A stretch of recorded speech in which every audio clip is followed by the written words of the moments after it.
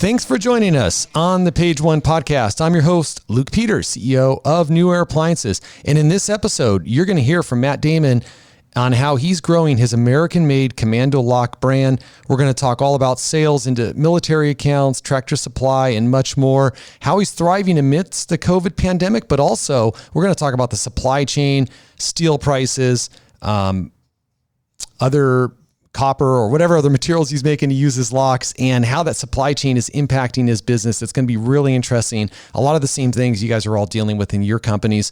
But first, before we get into that, I got an important new announcement here.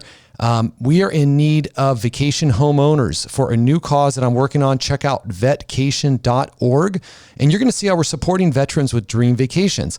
Right now, we need caring vacation homeowners who are willing to donate a 1 week's vacation. And you're literally, this is like the vacation of a lifetime for these struggling families. Please, if you can, if you know a vacation owner, if you have a vacation home, pause this podcast, check out vetcation.org to learn more. Please email me to get involved. So a little bit about Matt. Matt is the CEO of Commando Lock Company in Troy, Michigan. Growing up as a military grade, he's making military grade padlocks and security systems. And he's invented all kinds of products, run small businesses, got a deal on Shark Tank. So he's got a lot of fun stories, and you can learn a lot about that in our first episode. So Matt was a previous guest of the Page One podcast.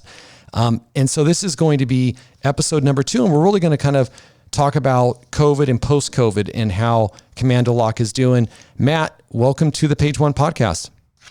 Hey, Luke. Thanks for having me back on. It's great to be here. I'm excited to chat with you for the next few minutes. Awesome. So yeah, you got a great story. And again, I encourage everybody to check out that first episode. But Matt, you want to just briefly describe the business, for those listening right now so they can understand what you do? Sure, Luke. Commando Lock Company, as you mentioned, we're based in Troy, Michigan. We manufacture, as you mentioned, military grade padlock systems. So keyed padlocks.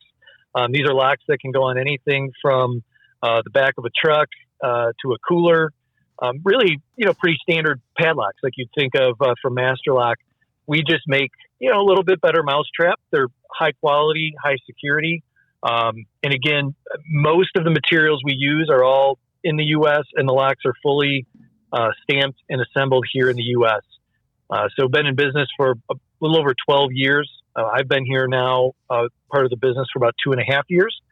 And, we're looking to do, we take a page out of Yeti's playbook. What they did to coolers is you take kind of a commodity product, make it a little better, and then put a lifestyle brand around it. So our Commando locks are secure, and they're also kind of cool when you see the brand, and people can feel good that they've got good security on whatever matters to them. So that's who we are, and I'm looking forward to talking to you more about all the details here. Cool. And then for those listening, just check out commandolock.com, right? That's the domain, Matt? Yeah, that's it. Commandolock.com. Yeah. So you get a kind of a flavor for what they're making. And it's, and then I guess what I want, we talked last year and you guys were doing great. And how did you finish the year? I mean, you went from a company, going back and back, and this might've been kind of when you joined or even before you joined, you guys were losing money. Then, kind of turned the business around, as I remember, and you guys were rapidly growing, got some, big military accounts along with some other traditional retail accounts. How'd you guys finish 2020 and how's the start of 2021 been? Yeah. So, everything we've done, so when I got involved was the end of 2018, early 19.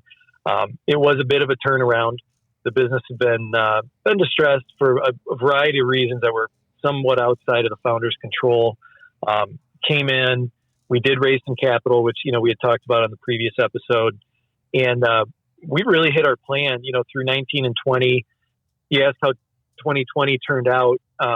We were on a path for break even.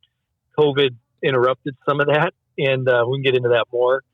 But from a top line, in terms of sales, have gone very well. We picked up 2 military contracts, which we actually go through a very large military supplier, great partners down in North Carolina. Interestingly enough, they use blind labor in their facilities. So they're under what they call the Ability One Act. So a lot of these lock contracts that they have, they're going to have forever. And we are now pretty tied in supplier to them. So long-term, I think there's great growth for us with the military. Last year our web sales really started picking up. Amazon picked up. We did a test with Tractor Supply, and we are now, it took a little while. COVID delayed a bunch of things.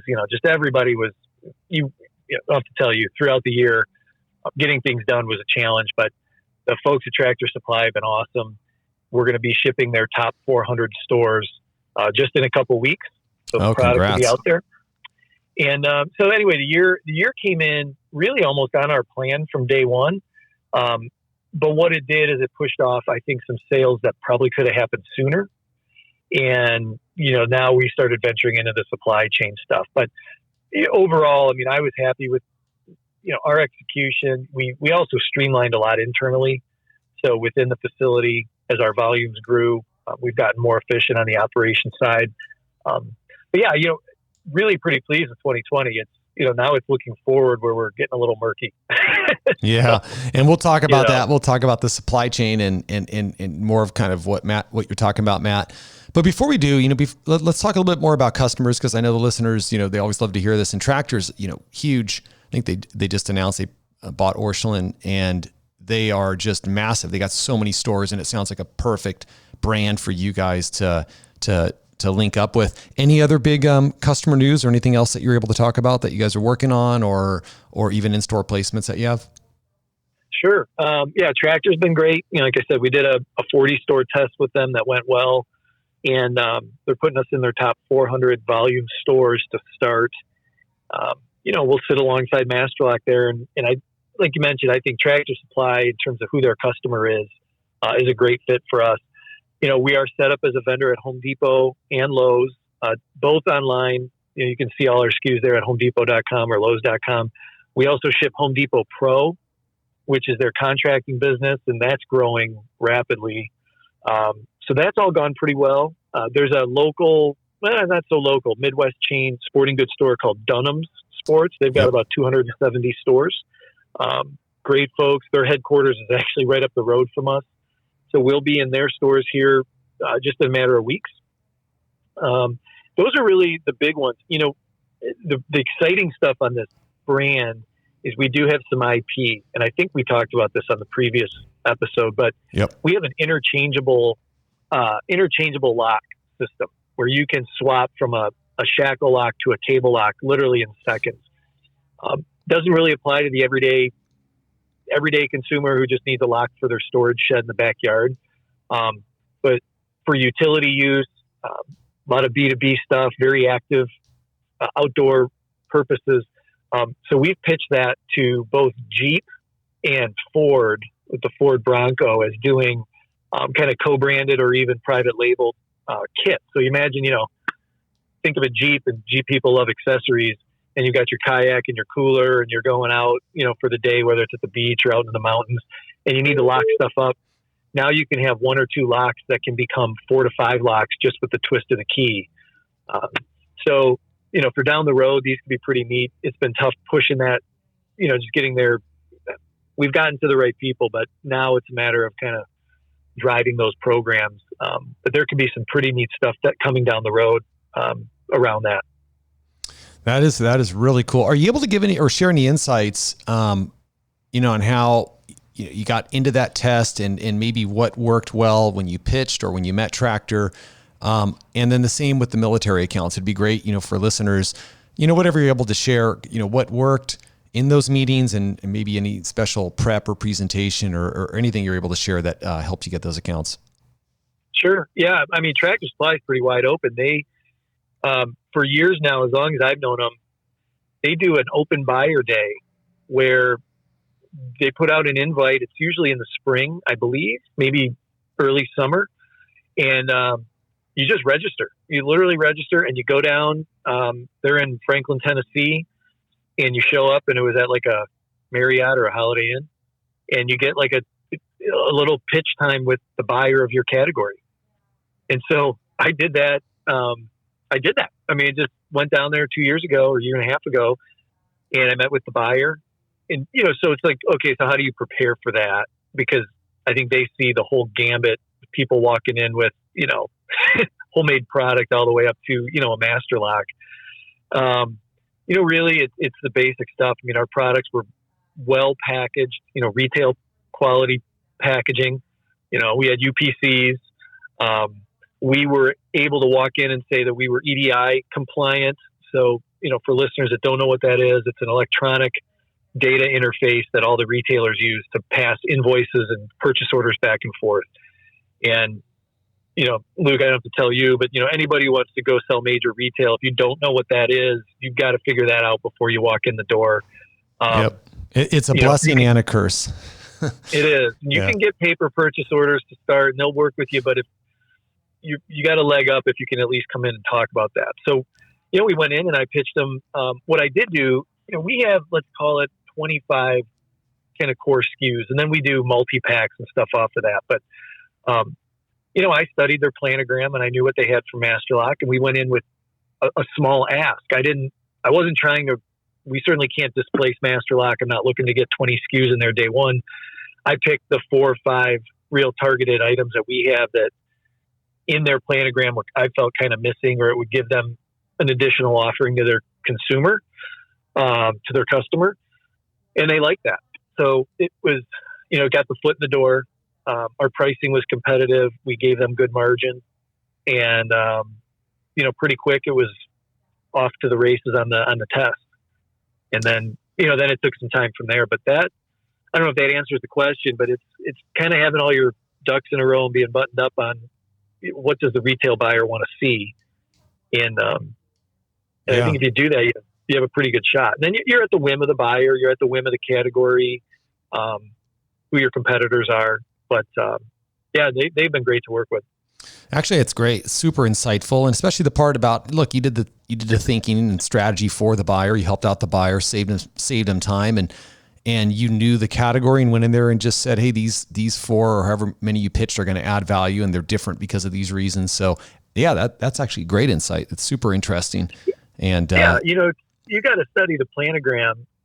They're set and know the price points, and then know where your product's going to fit, and tell the story. Like why do you need this $24.99 brass lock? Well, boom, boom, boom, and so that was it. And then I know you asked on the military. Yep. That one's a little different. That one was a cold call. We found that there was this company, they're called LC Industries down in North Carolina that had a couple large lock contracts. And I literally Googled them, and right on their website, they had their executive team bios and contact information. And so I just blitzed them. I mean, I was emailing and calling their top 4 or 5 guys, and finally one of them called me back, and it turned into a great conversation because he said, yeah, we supply these locks to the military, and we didn't know you guys existed as a supplier. And so, pretty quick, it was like, hey, send us some samples and some pricing. And that was a bit more, price driven, and then service. They kind of tested us out to see if we could deliver.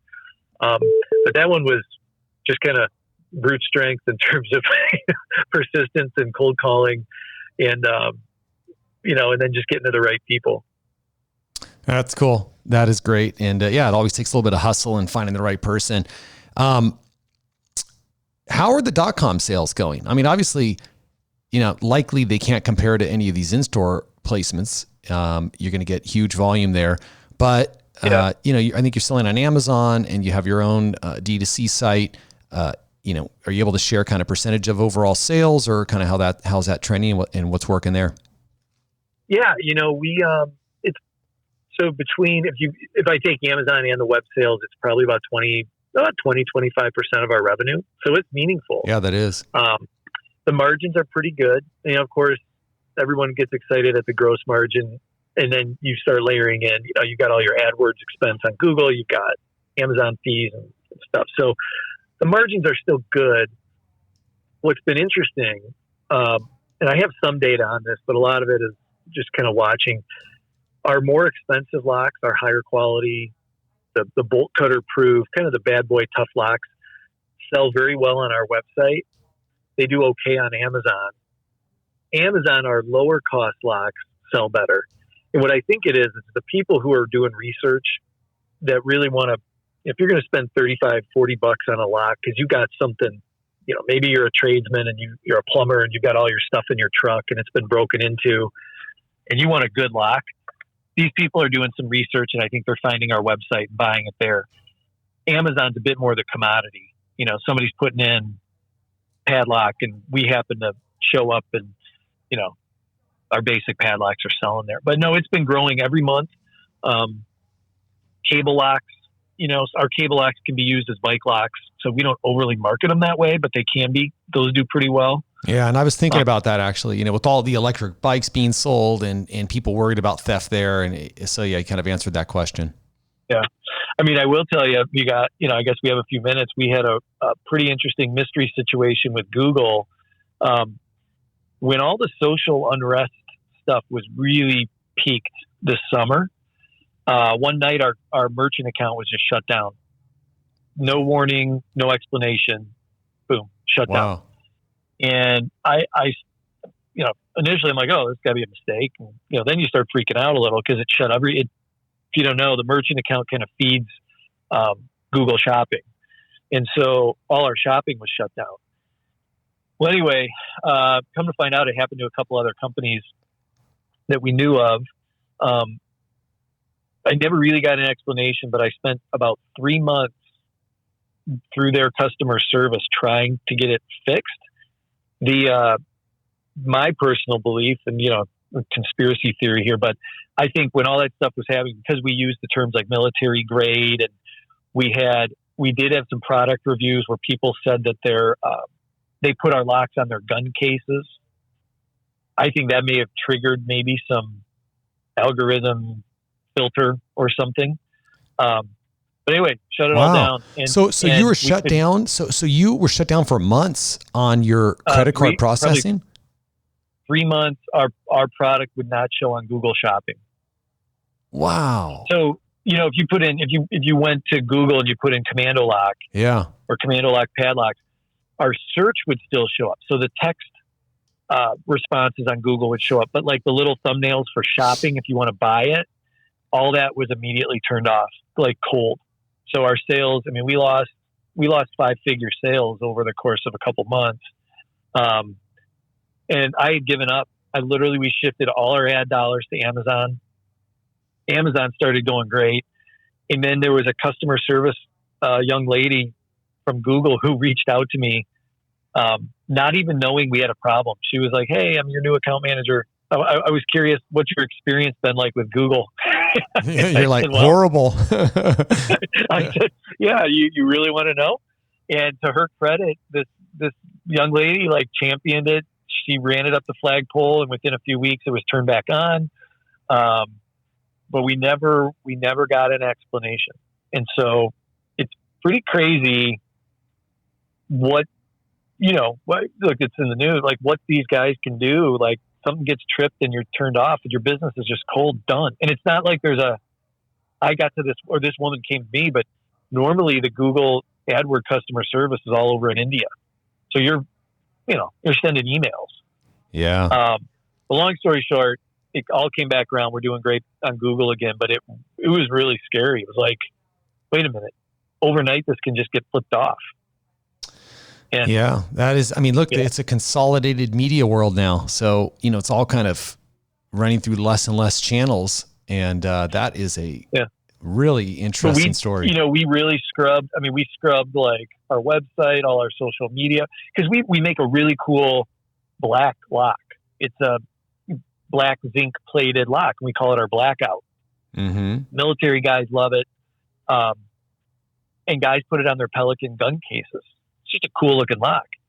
And I think the word gun showing up in reviews and stuff must have triggered something, you know?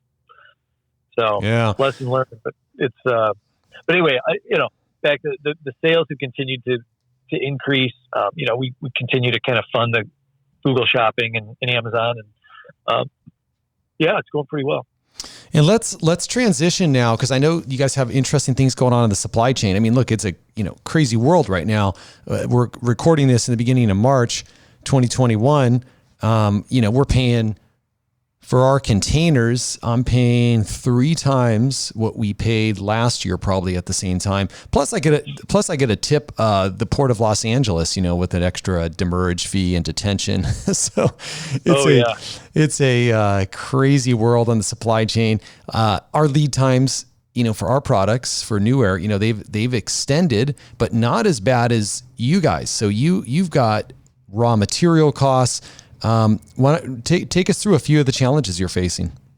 Yeah. So, we've definitely been hit with it. We, in our locks, just at a high level, we make our locks out of either steel or brass, and we buy kind of like hot rolled coils, these slit coils of brass. And then the coils are fed into our press and we stamp out the lock bodies. And we've got some cool videos for anybody who really wants to see how a lock is made. If you go to our YouTube channel or our website. But anyway, it's brass and steel. And then we import all the little components, ball bearings, and there's an actuator and some and rivets we make. But then we bring in our cylinders. So the little cylinder that the key goes into, those come in from overseas. And so as COVID, through last summer, we were seeing some delays, but it wasn't terrible. As we got into the fall and into the winter is when things really started stretching out. And so just to give you an idea, I'll tell you numbers. On our steel, we were paying about 37 cents a pound for steel a year ago, and it's up in the high 80s to 90 cents at this point. So almost same percentage increase, 2.5 times what you're paying on your containers, right? Yep. Brass is the same. It's up probably 100%. Brass, the lead time is what's crazy. I mean, we placed a purchase order for brass in January of this January, and the delivery date they gave us was August 1st. Now, we used to be able to get brass in like 2 weeks. So, the stories we're getting on these materials is everything from, the big furnaces and the mills were shut down due to COVID, and there's giant backlogs. They're having trouble getting raw, the ore coming in through the St. Lawrence Seaway was backed up. There are additives like zinc that goes into brass, and there's backups there. So anyway, that on the metal side has been a real challenge, and that's extended out our lead times and costs. And so, what do you do? In a perfect world, we would have loaded up on inventory ahead of this, but we didn't. We really knew what was coming. And, we didn't have the working capital. We're a little company. We couldn't just go sit on $500,000 of steel. So that was a challenge. The components, I'd say the production time in China hasn't been the big issue, but it's what you're dealing with. These things are going in containers and getting on the ocean. Yeah, so they're just sitting there. It's the same problem you've got. The cost, the freight's double, triple, and used to get it in 3.5 weeks, and now it's taking 7, 8, 9 if you're lucky. And Matt, are you able to source some of those locally or in Mexico, or is that supply chain a little bit easier to find other suppliers? The cylinders are not. They're really only made in China and Mexico, and the Mexican production is really owned by Master Lock. So, my partner is a true genius in this industry, and he's looked for years to try and make these cylinders here domestically. It can certainly be done, but the investment, the cost to do it, this is really tiny precision manufacturing, like the little cylinder with these tiny little pins. It'd be a well into the 6-figure investment to get the machines all up and running. And we just don't have the volume. We wouldn't have the volume of the product to have it make sense. So someday, Commando Lock is rocking and rolling, and we're up there with Master Lock. Yeah, it would be. You definitely want to make them here. We looked, all through last year, we were looking all over. Like, can we get them? Taiwan, Vietnam. There are some factories that can make them, but the cost is more than double because it's not their everyday stuff. So. We've looked all over, and and then I guess, Luke, like the last piece, what a lot of people are dealing with is labor. We had we were able to get folks coming in to do kind of small part assembly for anywhere around $11, $12, $13 an hour. And these were good, flexible jobs for people. I mean, we would keep people employed. We'd offer very flexible schedules, pay them weekly, and have a path to a kind of full-time, W-2 job if they performed over a certain amount of time. That completely went away. And now we're paying closer to $20 an hour, so the labor's up. Now, is that because of, that's amazing. So is that because of the government stimulus, you think? Is that your thinking on why the labor, because the unemployment rate's gone up? But I've heard the same thing, that jobs. It's the enhanced unemployment. We literally, I'm not kidding. We've had a number of folks walk in the door and ask to be paid in cash and blatantly say, I don't want to mess up my unemployment. Yeah. And we're like, I won't do that. And for us to compete with, what they're getting in unemployment plus the extra $600 a month they were getting, we just couldn't do it, so that's real. And, anybody who says it's not, I'm one guy, but it's pretty real. We used to be able to put out an ad and have, 4 or 5 people show up or call within a day or two. And that just went away completely through all this. Our facility is very safe. We follow all the protocols. We're from day one, we had a letter from the military folks saying we are what do you call it? Like we're a manufacturer that had to keep working. And so, yep. Critical supplier. And, labor has been a real challenge. We finally now are kind of fully staffed with about 7 or 8 folks. But they've all had to come through temp labor agencies because they're able to find them. But we pay a lot more for that. Okay. So you have your labor's up, your, supply chain cost, your raw materials are up. Everything's up 100%. Unfortunately, that's the number you guys are hitting.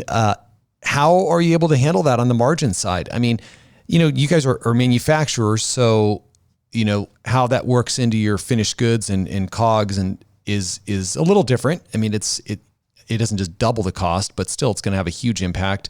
How does that math look and how are you guys able to handle it? Yeah, no, it's pretty tough. I mean, we, cost increases, right? So it's, we kind of absorbed what we could for so long, and then you hit a pain point and you say, okay, we can't run the business on this. So, I'm in active talks with the folks who do all our Amazon selling for us. They're, as far as Amazon and our website and even Home Depot and Lowe's.com, we can take our costs up. It's just going to push retails up. So now you're into this is inflation. This is what everybody's talking about is, our locks are probably going to go up 15 to 20% in cost. And I don't know what that'll do to our sales, right? I mean, I don't know how sensitive, in the quality, we just haven't done this before. So I don't know how sensitive the consumers are. If you're going to buy a $35 lock and you really want that lock, well, you pay $40 for it. Maybe, and then with the military, we are just in active talks with them on how we take costs up. Unfortunately, there's a contract we're locked into in the first year of that new contract. So it's a little dicey, but I mean, we're doing everything we can to control expenses internally, become more efficient. But then it's also, everybody's going to kind of have to pitch in and have a little pain on this. And unfortunately, it's going to be cost increases. Yeah. Well, I mean, it's one thing to grow top line, but if you're not profitable, the business can't sustain itself. So you got to find that, that level, that margin where you need to live at.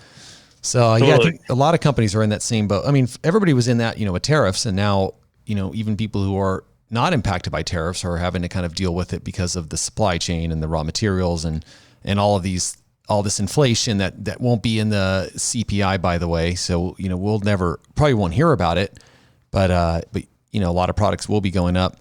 How are you guys able to finance this? Able to share? I think you did talk about like an equity raise last time and bank partnerships and stuff like that. What's getting you through this time? Yeah. So, the one thing I'd say real quick before we jump into that is, the real positive on this though is the U.S. manufacturing side. I mean, everybody we talk to who's making stuff here is super busy. It's just the cost structure that now is the challenge. But the exciting thing is that, we're even getting it from a couple of our competitors who have asked us to do some OEM work for them. So that is great to hear, by the way. That is awesome. Yeah. For all the challenges on the cost side, I think if we can survive it and get through it, the U.S. manufacturing piece looks very bright. So that's a good thing. I don't want this to all be doom and gloom, but anyway, to jump to your question, we did do an equity round out of the gate when I got involved, but like I said, a little over 2 years ago. Great group of accredited investors came in. It was not institutional money. We're much smaller than that. They've been very supportive. And we've lived off that and been able to survive, for a couple of years here. Now, we are looking at a line of credit, and unfortunately, because we didn't hit enough kind of profitable quarters, the banks aren't going to look at us yet. And we have some good bank relationships teed up just through our network, but we do have an investor who's offered a line of credit.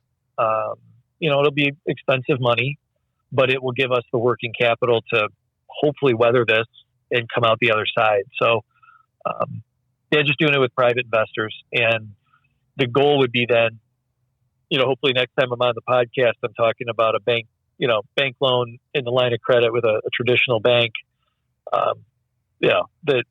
that would fund us then going forward. Yeah. And you'll get there because you guys are going to have really high quality ARs from these customers. Right. So you'll be able to get some sort of ABL or something like that where you're going to be able to finance it. Yeah. Wow. That's awesome. I mean, it sounds like you got all the right plan in place, and I can just tell you, firsthand experience, with tariffs and all of these things, it is a shift, but it's, they're still here, but now everybody's been able to shift and pivot and make adjustments like they needed to make. And then people are back and running. So you guys will do the same. You just have to kind of get through this period, but you're making all the right moves. And then, 6-9 months from now, you got great customers. That's the most important part. And you got a great product. And then, you guys will figure out what to do as far as, costing and prices. So I think you're doing all the right things from what I'm hearing. Yeah, no, I appreciate that. It's, I don't know if you've done this. I probably shouldn't have, but I ran like a no COVID P&L. I basically took our, I took our last 6 months and our next 12 months, and I just plugged in like pre-COVID numbers, and they look really good. I'm like, oh my gosh, we would be crushing it this year. Our investors would be thrilled, and that's if things were just normal. And you say, okay, everybody's dealing with COVID. It's helped some people. It's hurt a lot of people. It's real. We're all dealing with it. And that's what I've stuck to is like, hey, if we can survive to normal times, we've really built a pretty cool company here with a great product. It's forced us, these challenging times really force you to refine. And I think we've become much more efficient in our manufacturing. So, coming out of this, we'll be a more efficient company, and we've certainly dialed in all our costs. So, yeah, I think it's a matter of, you kind of survive and then thrive later once things become a little more normal. Yeah, I think you said it there. You're making all these changes. I mean, they're all going to make you a better company, and it's not going to last forever, but it's painful while it's here. Why don't we kind of let's wrap it up kind of around the future of Commando. So given kind of where your business has been and where you are now, what do you see as the biggest opportunity in the next, say, 1 to 2 years? Well, I think it's the big obvious one is Home Depot. Getting in Home Depot, Lowe's is certainly right there. They're growing along with Depot, but that's the biggie. And, we're friends with the Master Lock guys. They know who we are. We have no strategy that says we're going to go after or take out Master Lock. They've been around for 100 years. They're a $1 billion company. We want to sit alongside them and give the customer an option, kind of at the high end of the market, the quality. So that's the biggie. There's a new merchant at Home Depot, great guy. I think we plan to talk to them this summer, and they've had their own supply chain issues. I can tell you about that. in terms of looking at new product. But that's it. I mean, the biggie would be when Commando can get into a home center like Home Depot. I think that takes us to another level, and certainly all the other channels can continue to grow, like the military and Amazon. But that's it. Yeah. And what about any line extensions? Any other, getting the door locks or any other categories down the road that are interesting to the brand? Yeah. We've had kind of a Bluetooth lock on the drawing board for a while that my partners worked on. But taking the idea of like a keyless Bluetooth enabled lock, but applying our level of security to it, that could be big, and it'll take some investment. So that's why it's been, it's kind of percolating, but we're not pushing it too hard. Certainly bike locks. I think we've taken our current cable locks and we can call them bike locks, but there's a few things we could do to make them a little more user friendly for bikes. And we've always, from day one, maybe this is for another call, viewed Commando as a potential platform for acquisitions of other companies in the security space. So adding on, really bolting on, maybe it's the theme of outdoor security, and, going from there. But, right now it's just survive, so we're focusing on that. But, yeah, I think there's a lot more to come. Well, listen, thanks again for joining us, Matt. It's really great to hear the update and all of the details, about the supply chain and how you kind of pitch Tractor, and all of those things are so important and useful for people to hear, that are in the business. So thanks for being candid about that. How can listeners, find you, learn more about Commando? Sure. No, Luke, and I really appreciate having me on. It's always fun to talk to you. CommandoLock.com is the website. It's just CommandoLock.com. Look us up there. And then if you go to YouTube and put in Commando Lock, there's some pretty cool videos of the locks being made and our brand video. And those are also accessible through our website, but you learn a lot more there. Awesome. Thanks again. And guys, made in the USA. So support this brand. Really cool product.